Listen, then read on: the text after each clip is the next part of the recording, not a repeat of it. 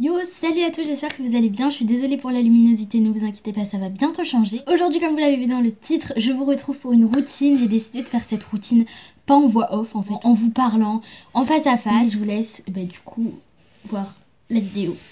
Donc ce soir j'ai décidé de faire ma routine avec vous tout simplement parce que j'ai les cheveux extrêmement gras et la peau extrêmement grasse, enfin bref j'ai du boulot à faire sur mon visage. Du coup je me suis dit que pour une fois que j'allais mettre beaucoup de produits, et autant que je vous montre. Je viens actuellement de me casser un ongle. Donc c'est parti, la première chose que je fais quand je rentre dans la salle de bain le soir pour prendre ma douche, c'est mettre ma playlist musique à fond avec mon enceinte et chanter. Voilà, donc si vous me voyez totalement partir en cacahuète dans cette vidéo, c'est normal. Avant de lancer ma playlist et de devoir faire des cuts au montage pour droit d'auteur, je vais vous montrer comment je me démaquille. Vous allez voir que j'utilise vraiment pas mal de choses. Puisque je déteste, mais genre vraiment c'est ma phobie qui me reste, du fond de teint sur le visage quand je vais me coucher. Là comme vous pouvez le voir je luis de la peau, donc il est temps d'enlever tout cela.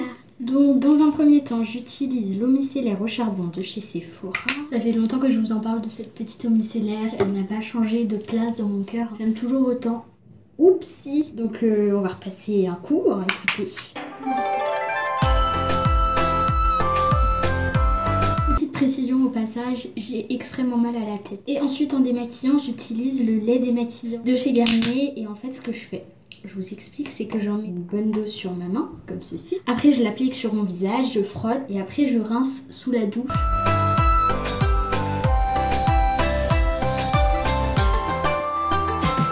Voilà, une fois que le démaquillant est en train un peu d'agir dans les pores, je m'empresse de lancer ma playlist, de prendre ma douche. Je vais vous montrer après tous les produits que j'utilise. Comme vous pouvez, je pense, le remarquer, je sors de la douche. Donc je vais vous expliquer tout de suite maintenant ce que j'ai utilisé sous la douche. Donc déjà pour mes cheveux, j'ai utilisé un mélange de ces deux shampoings, donc le Dove au concombre que j'ai plutôt utilisé sur mes racines pour les nettoyer, les rafraîchir, les désébomiser, n'est-ce pas? Et ensuite j'ai utilisé, il y a des cheveux dessus, c'est magnifique, ce shampoing Dove que j'ai déjà racheté plusieurs fois, qui est vraiment un miracle pour les cheveux. Et donc en gros celui-là j'ai utilisé sur les longueurs pour que mes cheveux soient plus souples et tout, mais bon, là mes cheveux je crois que de toute façon il n'y a plus rien à faire, c'est espoir perdu. Je sais plus quoi faire de ces cheveux, je vous jure que vraiment là même avec ce shampoing ils ont pas réagi. Et ensuite comme gel douche j'ai utilisé le gel douche de chez... C'est une blague. J'ai utilisé donc le gel douche à la vanille blanche de chez Yves Rocher qui date de l'année dernière mais que j'ai toujours. Et j'ai utilisé du coup...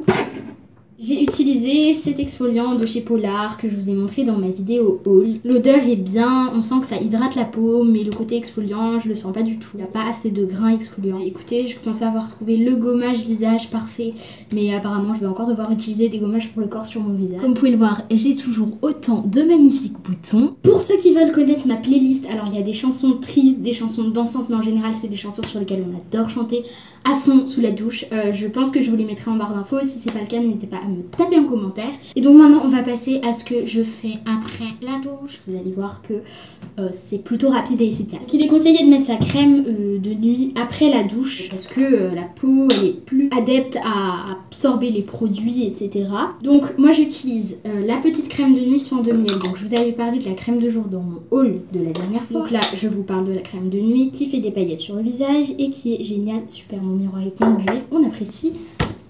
Voilà, franchement cette crème elle est vraiment bien. Et donc voilà, en fait c'est plus grâce à cette crème que j'ai plus de cicatrices d'acné et plus grâce à l'autre que je brille moins en journée. Et voilà, je me sens fraîche comme un papillon de printemps.